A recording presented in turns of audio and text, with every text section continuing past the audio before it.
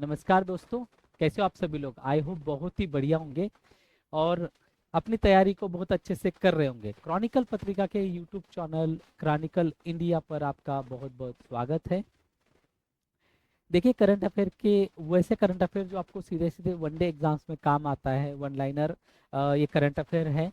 हम इसको बहुत बेहतरीन तरीके से एक्सप्लेन करेंगे और इसी पर आधारित जो भी मैं पढ़ाता हूँ, चाहे प्रीवियस क्लास हो, आज की क्लास हो या कोई भी क्लास हो, मतलब जो भी पढ़ाया जाता है करंट अफेयर, उसी को ऊपर बेस जो एमसीक्यूज होते हैं उसकी भी प्रैक्टिस हम बिल्कुल साथ के साथ करते चलेंगे। तो चलिए हम क्लास शुरू करते हैं अपनी। पहला जो पहली बड़ी न्यूज़ है हमारी, वो 5G इनोवेशन हैकाथॉन है।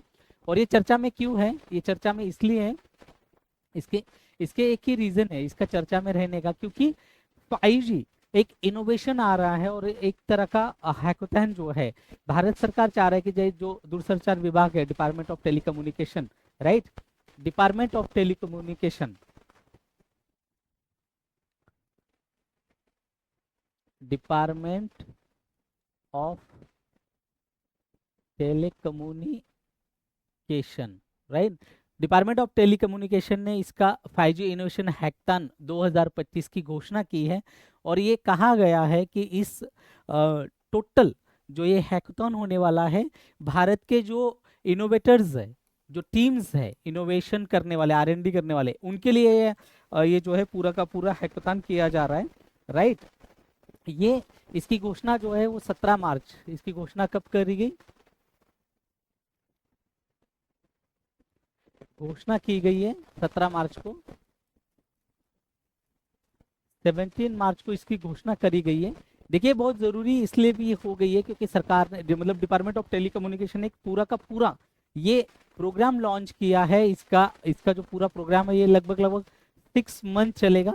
6 माह का ये 6 माह का ये हैकाथॉन जो है ये 6 माह तक चलेगी। और ये पूरा का पूरा हैकाथॉन में जो टीमें होगी, सहभागी होगी, वो अपने इनोवेटिव आइडियाज सामने रखेगी और इसके साथ उनको फिर डिपार्टमेंट ऑफ टेलीकम्युनिकेशन जो है एक धनराशि, माने जो प्राइज है वो प्राइज भी पूरा का पूरा प्राइज दिया जाएगा। तो ये बहुत ही भारत भर में जितने भी लोग हैं, उन जैसे जो इनोवेशन पे काम करते हैं, उन सभी के लिए, जो R&D रिसर्च एंड डेवलपमेंट का काम है, उन सब के लिए बहुत बड़ी एक गोल्डन अपॉर्चुनिटी जो है डिपार्टमेंट ऑफ टेली कम्युनिकेशन ने दी है। ये लगभग लगभग ये पूरा प्रोग्राम जो है 6 महीने तक चलेगा। और इसका मेन उद्देश्य क्या है?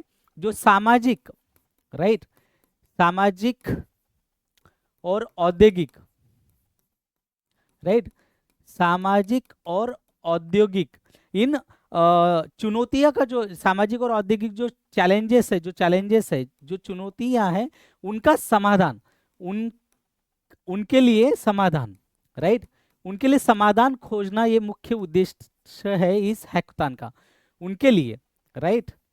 ये सब चुनौतियों के लिए क्या करना है? समाधान, चुनौतियों का समाधान, इनके लिए समाधान खोजने का मुख्य काम जो है ये 5G इनोवेशन हैकाथॉन करने वाला है। ये पूरा का पूरा सामाजिक और औद्योगिक क्षेत्र में जो चुनौतियां है, सामाजिक और औद्योगिक क्षेत्र में जितनी भी चुनौतियां हैं, उनका समाधान करने के लिए एक new new new innovative ideas को जनरेट करने के लिए, new innovative ideas, right, new innovative idea generate करने के लिए इस कार्यक्रम को पूरा का पूरा डिजाइन किया गया है। और उसको ऐसे समाधान, मतलब ऐसे विकल्प को आपको विकसित करना है, ऐसे विकल्प आपको विकसित करना है the help of the technology, विकल्प को विकसित करना है, राइट, विकल्प को विकसित करना है। और यही ये इस पूरा का पूरा 5G इनोवेशन हैकाथॉन 2025 का मेन आइडिया है। ये कई चरणों में चलेगा। कार्यक्रम का जो संरचना है और समय रेखा वो 6 मंथ रहेगी, राइट, 6 मंथ। और ये कई चरणों में, मल्टीलेयर चरणों में ये काम चलेगा, राइट। 6 मंथ क्या है ये? 5G हैकाथॉन, जैसे मैराथन होता है ना, हैकाथॉन। तो ये कई चरणों में जो है ये पूरी की पूरी प्रक्रिया चलेगी। और ये क्या कर रहे हैं कि भाई इसमें कई चरणों में, मतलब जैसे पहले तो इसमें प्रस्ताव, यानी कि जो भी आपका आपने जो भी इनोवेशन किया है या जो भी आपका समाधान है, मान लीजिए जैसे कचरों को लेकर है, पानी को लेकर है, या औद्योगिक क्षेत्र में कोई आप इनोवेशन करते हो, कुछ नया चैटबॉट बनाते हो या एआई लेके आते हो, वट जो भी आप कर रहे हो, तो उसमें क्या करना है आपको? पहली बात तो आपको प्रस्ताव देना है, राइट? प्रस्ताव को जमा करना है, दिस इज द वर्ड। प्रस्ताव आपको सबमिट करना है, सबमिट आपका प्रपोजल जो है, proposal submission, right? Proposal submission रहेगा।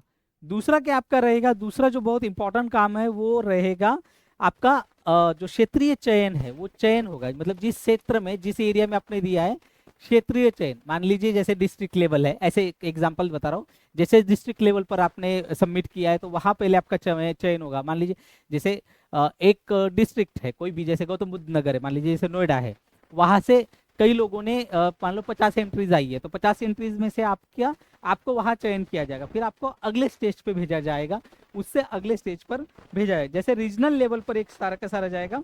और तीसरा होगा प्रगति, यानी कि आप किस तरह से काम कर रहे हो, प्रगति चरण होगा। ये प्रगति में देखा जाएगा कि आप मतलब किस तरह से आपका डेवलपमेंट हो रही है, जिससे डेवलपमेंट स्टेप, मतलब आपने जो आइडिया दिया, एक तो अपने आइडिया दिया यहाँ, फिर आपका आइडिया यहाँ सिलेक्ट हो गया, फिर आप आइडिया पे जो टेक्नोलॉजिकल है, with the help of technology जो आप काम कर रहे हो, ये यहाँ पे डेवलपमेंट स्टेप्स होगी, राइट? Development step. और फिर अंतिम चरण जो होगा आपका चयन किया जाएगा, राइट? अंतिम चरण में जो है आपका अंतिम चरण जो होगा, मतलब मूल्यांकन का होगा, एसेसमेंट जिसको हम कहते हैं, राइट? एसेस आपका अंतिम मूल्यांकन होगा। फाइनल टीम जो होगी, राइट? फाइनल टीम जो आपका सारा का सारा आपका रिसर्च, जो आपने जो भी इनोवेशन बनाया, जो भी आपका चीज है, उन सभी चीजों को चेक करेगी और इसमें आपको अंतिम मूल्यांकन किया जाएगा। ये पूरा का पूरा प्रोजेक्ट जो है इस तरह से काम करेगा, राइट? और इसमें क्या होगा, मेन चीजें तो देखो, मेन चीजें क्या रहेगी, प्रस्ताव जमा करने की तारीख जो है वो 15 मार्च से लेके 15 अप्रैल 2025 तक है, राइट? ये प्रस्ताव आपको इसी दरम्यान जो है जमा करना है, पूरा का पूरा प्रस्ताव। और अब जो है इसमें क्या हो जाएगा, इस पूरी प्रक्रिया में प्रस्ताव जमा करने का मतलब 15 अप्रैल ये मैक्सिमम तारीख रहेगी, और आप अपने जिले के यहाँ जाके इसको दे सकते हैं। फिर क्या करना पड़ेगा आपको, कि आपको जो भी विनर टीम है, जो भी पूरी की पूरी आपकी विनर टीम रहेगी, उस आपके प्रपोजल यहाँ जमा करने, राइट? प्रपोजल सबमिट की तारीख है ये, सबमिशन डेट, राइट?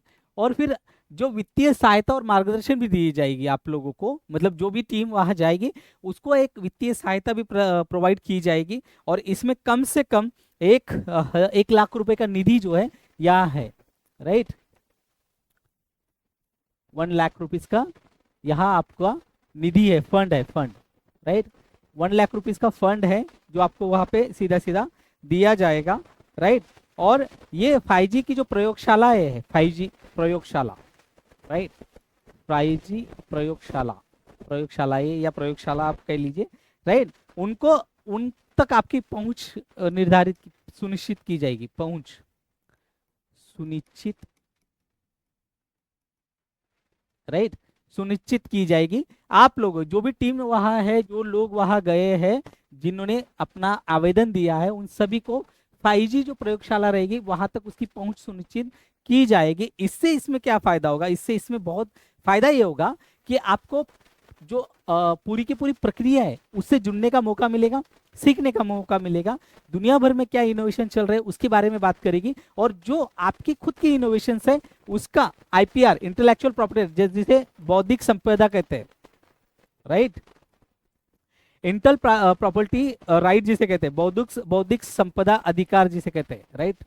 बौद्धिक संपदा अधिकार, इंटेल एक्चुअल प्रॉपर्टी राइट जिसे कहते हैं, इसमें जो है आपको फायदा होगा। यहाँ इसके बारे में आपको पूरी की पूरी जितनी भी प्रक्रिया है, प्रोसेस है, उस प्रोसेस के बारे में जानकारी मिलेगी कि आपको कैसे खुद को रजिस्टर करना है, कैसे आगे लेके जाना है, ये सारी चीजों की जानकारी आपको यहाँ मिल जाएगी, राइट? विजेताओं को पुरस्कार भी दिया जाएगा, यहाँ पे जो जो शामिल होने वाले हैं उनको पुरस्कार भी दिया जाएगा। लगभग 5 लाख रुपए का पुरस्कार है, राइट? 5 लाख रुपए का फर्स्ट प्राइज है, 3 लाख का भी प्राइज है, राइट? 3 लाख का भी प्राइज है, और 1.5 लाख रुपीज का भी पुरस्कार है। ऐसे पुरस्कार इस तरह से इसमें पुरस्कार देने जाने, 5 लाख, 3 लाख और 1.5 लाख का पुरस्कार जो विजेता होंगे हैकाथॉन के उनको मिलेगा। और एक विशेष पुरस्कार भी रखा गया है, सर्वश्रेष्ठ इनोवेशन विचार, न्यू आइडिया, जिसे हम कहते हैं new idea, right, new idea, new idea सर्वश्रेष्ठ विचार, राइट, न्यू आइडिया सर्वश्रेष्ठ विचार और उसका इम्प्लीमेंटेशन, राइट, न्यू आइडिया।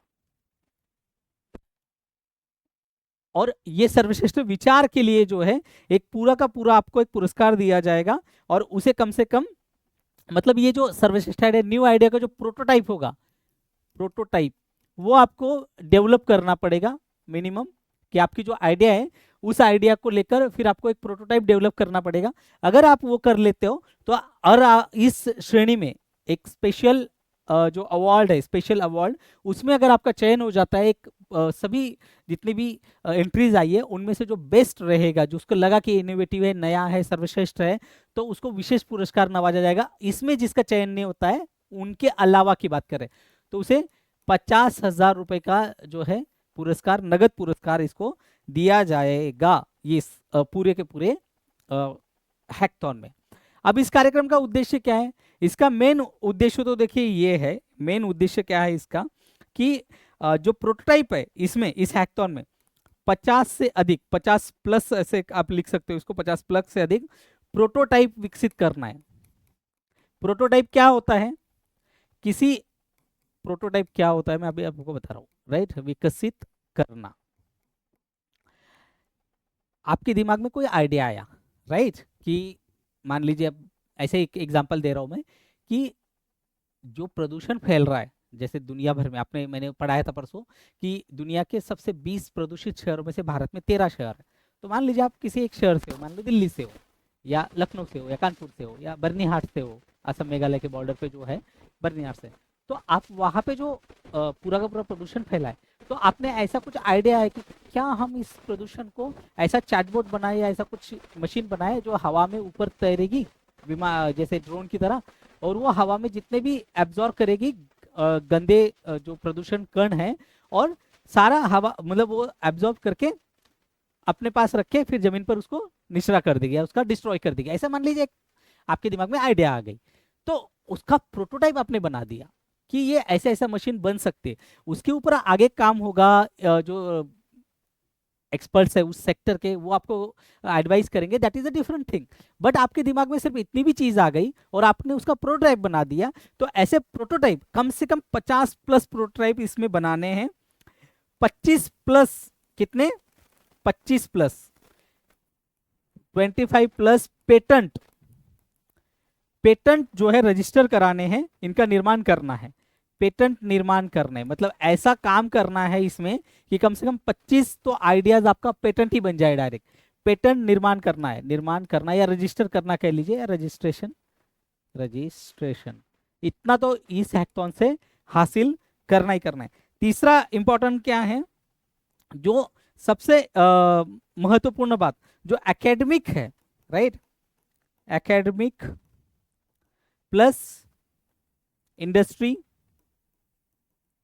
और गवर्नमेंट, इनके लिए क्या करना है? एक कॉमन मंच, सहयोग मजबूत करना है, सहयोग बनाना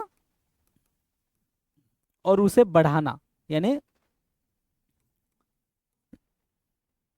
मजबूत बनाना, राइट, सहयोग बनाना, सहयोग बढ़ाना, उसको मजबूत करना, ये सारा का सारा काम इस यहां पर होने वाला है इस हैकाथॉन में। इसका बजट जो है, बजट इस पूरे हैकाथॉन का बजट जो है वो 1.5 करोड़ है, राइट, 1.5 CR इसका बजट है। ये पूरा का पूरा हैकाथॉन का जो बजट है ये 1.5 CR है, 1.5 CR करोड़, 1.5 करोड़ इसका बजट है। अब प्रस्तुति और मूल्यांकन हो गया, ये भी कैसे होगा? देखिए इसके भी कई चरण है। अंतिम चरण में जो पूरे प्रोटोटाइप है, प्रोटोटाइप जो है, जो प्रोटोटाइप रहेंगे,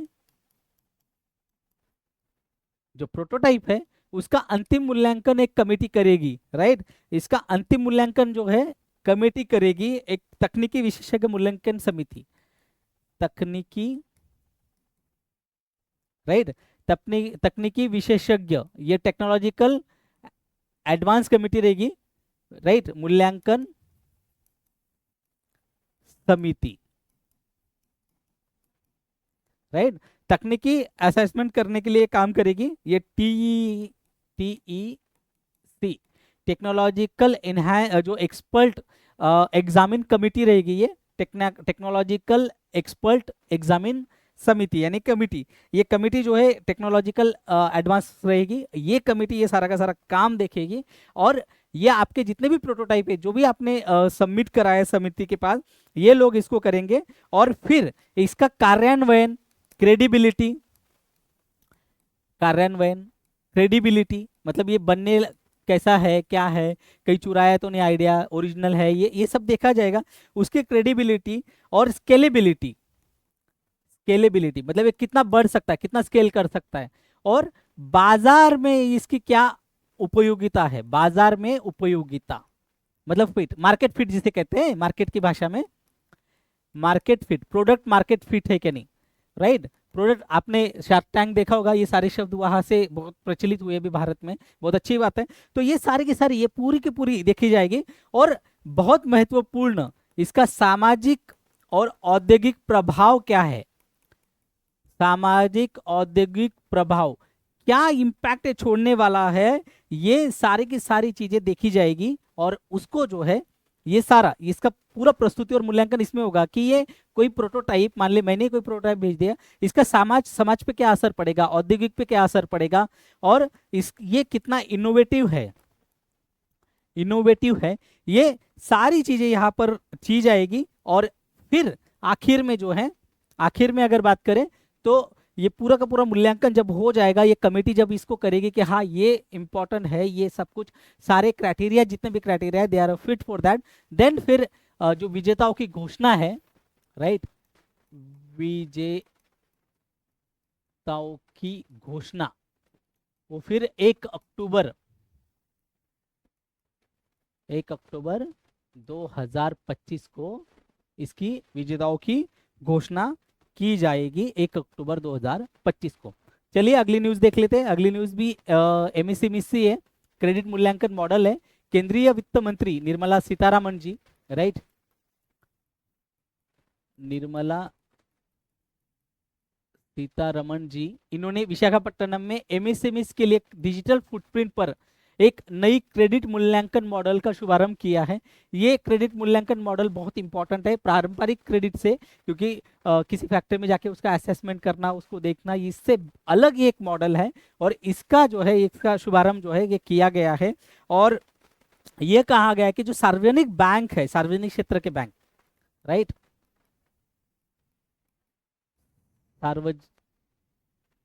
जो सार्वजनिक, जो पब्लिक बैंक है, right, public sector bank, public sector bank, right, public sector bank जो है वो पूरा का पूरा पब्लिक सेक्टर बैंक को लेकर ये काम करेगा, और उसके क्रेडिट मूल्यांकन क्षमता को विकसित करने का ये काम करेगा, राइट, एमएसएमई के लिए आंतरिक क्रेडिट मूल्यांकन, राइट, आंतरिक, राइट, आंतरिक क्रेडिट साख मूल्यांकन ये काम करेगा। क्रेडिट किसके लिए, पब्लिक सेक्टर बैंक्स के द्वारा, राइट, इसके लिए आंतरिक क्रेडिट मूल्यांकन उनकी क्षमता विकसित करने में काम करेगा, क्षमता विकसित। क्योंकि क्या होता है, अब बहुत ज्यादा आप बैंक में जा रहे हो कर्ज लेने के लिए, तो उसमें बहुत समय बर्बाद होता है। तो इससे अच्छा बेटर है कि आपके लिए क्रेडिट कार्ड, क्रेडिट गारंटी रहेगी, तो आपको एक मूल्यांकन आसानी से हो सकेगा, और आपको कर्ज वगैरह भी आसानी से मिल सकेगी। इस मॉडल के माध्यम से क्या होगा, डिजिटलाइजेशन होगा पूरा डिजिटलाइजेशन, डिजिटल रूप से, राइट, डिजिटल के माध्यम से ये पूरा आधुनिक तकनीक के माध्यम से काम करेगा। और यहाँ जो है आपका क्रेडिबिलिटी, सत्यापन जो है ये डिजिटल रूप से होगा। अब आपको बार बार बैंक जाने की जरूरत नहीं पड़ेगी, यानी कि स्मॉल एंड जो मीडियम एंड स्मॉल इंडस्ट्री है, मैं उसकी बात कर रहा हूँ, इंडिविजुअल पर्सन्स की बात नहीं। ये इंडिविजुअल के लिए नहीं है, right, this is not for individual, only for किसके लिए, ये एमएसएमईज के लिए, मीडियम स्मॉल इंडस्ट्रीज के लिए ये बात चल रही है। उनको ऋण मिलना, जब ये डिजिटली प्रक्रिया हो जाएगी तो क्या फायदा होगा, ऋण मिलने में जो समय जाता था पहले, मिलने में तेजी आएगी, तेजी, यानी कि समय बचत होगा, समय की बचत, यहां समय की बचत होगी। ये काम कैसे करेगा, ये चीज देखना है, ये काम कैसे करेगा। देखो नेशनल सिक्योरिटी जो है, राइट, ये कैसे काम करेगा, how to work.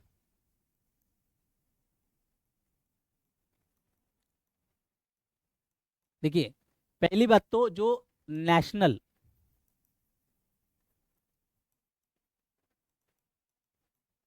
Depository, right, national security depository जो है लिमिटेड, उनसे कोई एमएससीबी इंडस्ट्री है, वो वहां जाएगा, उनके पास जाकर कहेगा कि भाई हमें, मतलब उनको वहां जाने की जरूरत नहीं, वो ऑनलाइन ये करेगा, ऑनलाइन एप्लीकेशन देगा, राइट, ऑनलाइन ऑनलाइन अप्लाई करेगा, राइट, ऑनलाइन अप्लाई जैसे ही किया तो इसके पास ये चला जाएगा, यहाँ एक आएगा ओटीपी, राइट, ओटीपी से ही आपका क्या हो जाएगा, सत्यापन।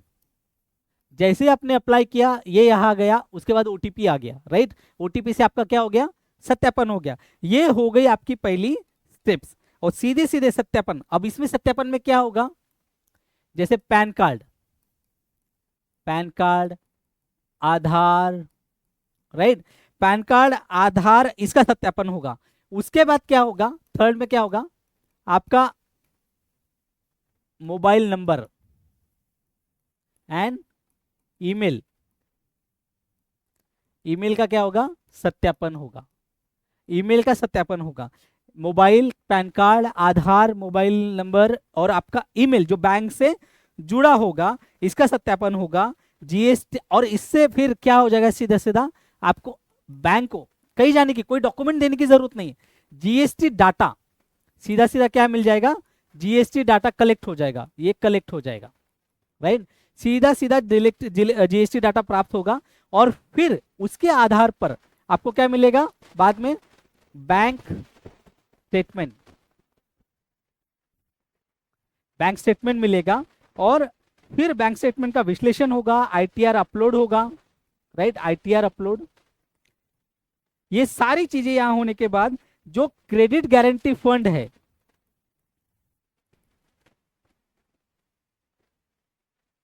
Right, credit guarantee fund,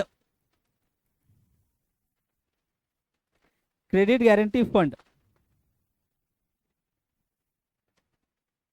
right, credit guarantee fund for micro and small industries, MSMEs, right, इनके लिए पास जो है, इनके अंतर्गत आप लोन लेने के लिए, लोन, कर्ज, ऋण लेने के लिए, राइट, क्या, ऋण, ऋण लेने के लिए एलिजिबल हो जाओगे, राइट, ठीक है, एलिजिबल,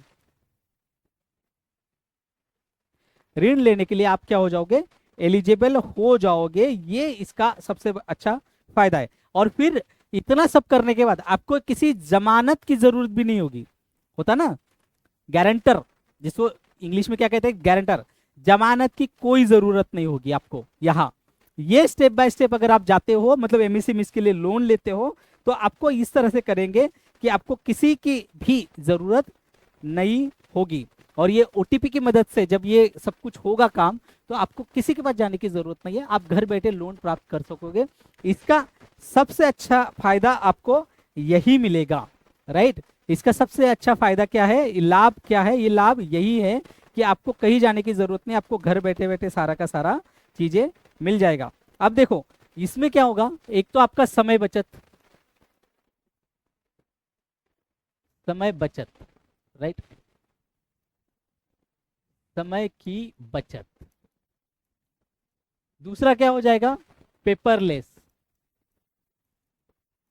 पेपरलेस, राइट, एक, दो, तीन क्या हो जाएगा, पेपरलेस। अब पेपरलेस के क्या हो जाएगा, सारा का सारा ऑनलाइन, ऑनलाइन मोड, आपको सारा का सारा ऑनलाइन मोड हो जाएगा, डॉक्यूमेंटेशन की कचकच नहीं रहेगी, क्योंकि आजकल तो सारा का सारा ऑनलाइन डॉक्यूमेंटेशन है, डॉक्यूमेंटेशन जमा करने की प्रॉब्लम से छुटकारा, ये भी आपका सबसे बड़ा लाभ होगा, राइट। पांचवा सबसे, आपको ब्रांचेस में जाने की जरूरत नहीं, क्या कहते हैं उसे, ब्रांचेस यानी कि बैंक शाखाओं में चक्कर लगाने की जरूरत नहीं, शाखाओं में चक्कर चक्कर ही लगाने पड़ते, राइट, लगाने की आवश्यकता नहीं, आवश्यकता नहीं, राइट। ये सबसे बड़ा इसका फायदा हो जाएगा कि आपको कई बैंक में जाने की जरूरत नहीं। और इससे भी बड़ा भाई सब कुछ ये प्रोसेस से जब होगा तो क्या होगा, लोन मिलने में आसानी, लोन मिलने में, ऋण तेजी से मिलेगा, तेजी से मिलेगा। क्या होगा, ऋण आपको तेजी से मिलेगा, ऋण मिलने में आपको बहुत फायदा होगा। और वही पारंपरिक मॉडल की अगर बात करें, पारंपरिक मॉडल की अगर बात करें तो जो संपत्ति का आकलन होता है, राइट, संपत्ति का मूल्यांकन, आकलन, इन सब चीजों वहां जाके ऑन साइट मूल्यांकन ऑब्लिक आकलन, कहा, ऑन साइट, ऑन साइट, उसकी जरूरत समाप्त हो जाएगी, उसकी जरूरत नहीं पड़ेगी, ऑन साइट जाके आपको जाने की जरूरत नहीं पड़ेगी। और ये जितने भी मानदंड है, जितने भी क्राइटेरियाज है, उससे ये कई गुना से बेटर है, इट्स अ बेटर, ये बेटर है। ऑनलाइन मोड में जाने से आपका ये फायदा हो जाएगा, किसी भी तरह का टर्नओवर वगैरह इसका मूल्यांकन करने की जरूरत आपको नहीं पड़ेगी, राइट। तो चलिए आज की एक तो खबरें हमने देख ली, अब हम फटाफट से जो है एक ऑनलाइन जो अपना एमसीक्यूज होता है उसको हम एमसीक्यूज को देख लेते हैं कि किस तरह के हमारे एमसीक्यूज है। पहला सवाल है, हाल ही में एक बहुत चर्चा में रहा है हंता virus, right.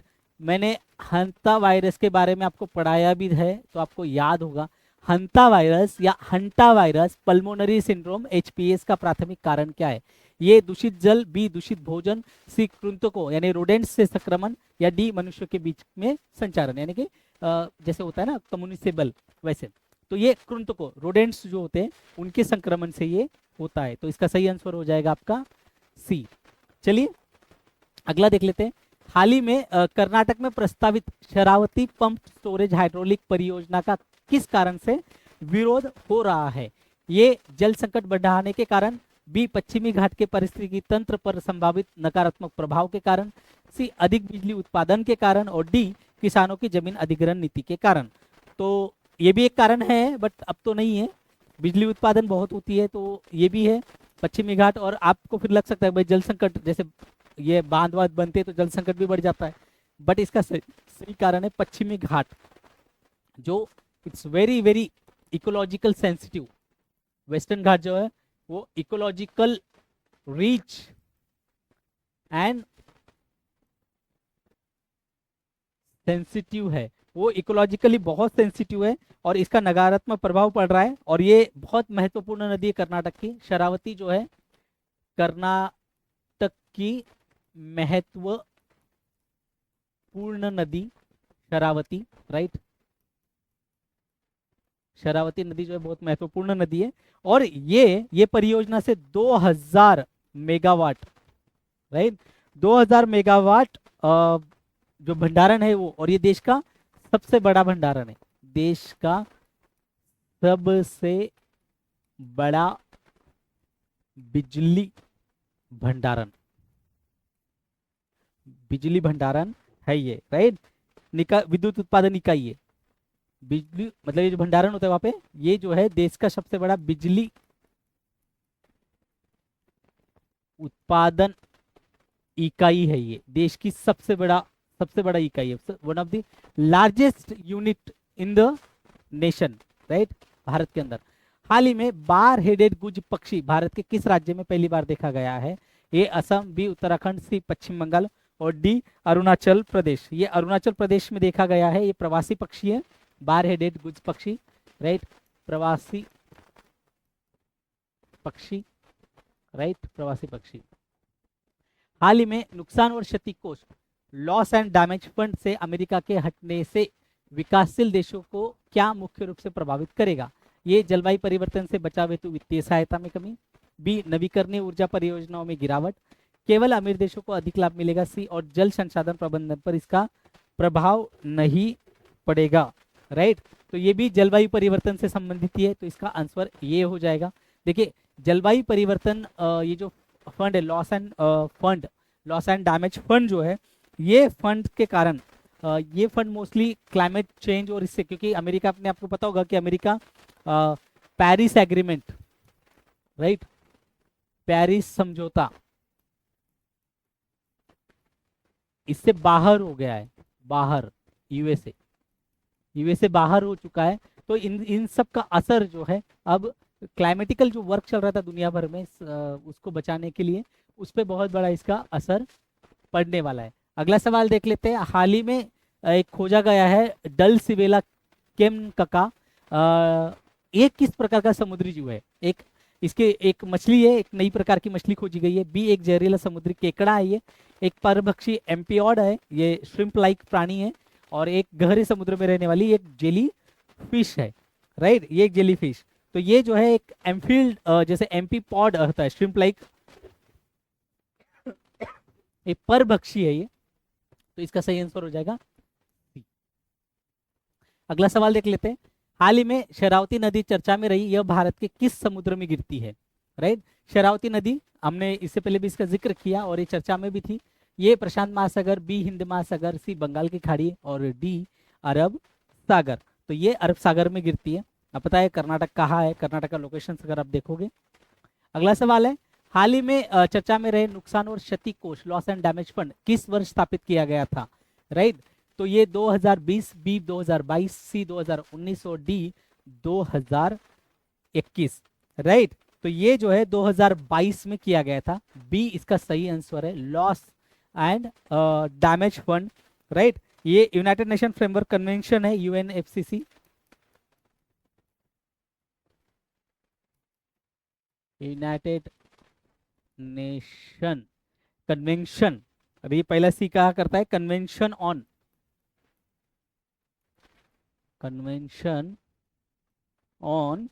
Right climate change. ये क्लाइमेट चेंज COP27 जिसे कहा जाता है, राइट, कॉन्फ्रेंस ऑन पार्टी जिसे कहते हैं, कॉन्फ्रेंस ऑन पार्टी जिसे कहते हैं, COP27 मिस्र में ये हुआ था। राइट, यूएनएफसीसी की स्थापना जो है, इसकी स्थापना 1996 में की गई थी। राइट, 1996 में इसकी स्थापना हुई थी, और ये जो है ये फंड पूरा का पूरा बनाया इसीलिए गया था ताकि क्लाइमेट चेंज के खिलाफ लड़ सके, और जलवायु परिवर्तन और इसके खिलाफ जितनी भी लड़ाई है दुनिया भर में, उसको एक फंड उपलब्ध करा दिया जा सके। अगला सवाल है, क्लस्टर म्यूनिशंस, ये चर्चा में रहा है, क्लस्टर म्यूनिशंस कन्वेंशन CCM, इस संधि किस वर्ष प्रभावी हुई थी, लागू हुई थी? ए 2010, बी 2011, सी 2012 और डी 2013। तो ये 2010 में लागू हुई थी CMM, ये 1 अगस्त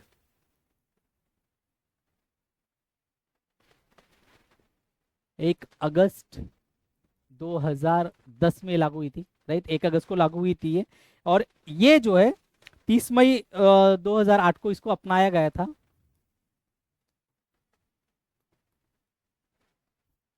हस्ताक्षर हुए थे 130 देशों के द्वारा, हस्ताक्षर कितने देशों के द्वारा?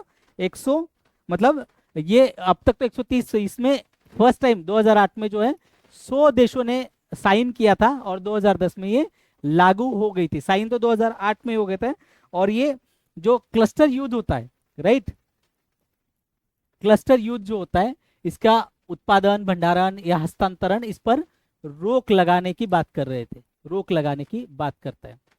अगला सवाल देख लेते हैं, किस देश ने रूस पर सुरक्षा चिंताओं का हवाला देते हुए क्लस्टर युद्ध सामग्री पर कन्वेंशन से खुद को अलग कर लिया है? ए पोलैंड, बी लिथुआनिया, सी फिनलैंड और डी एस्टोनिया।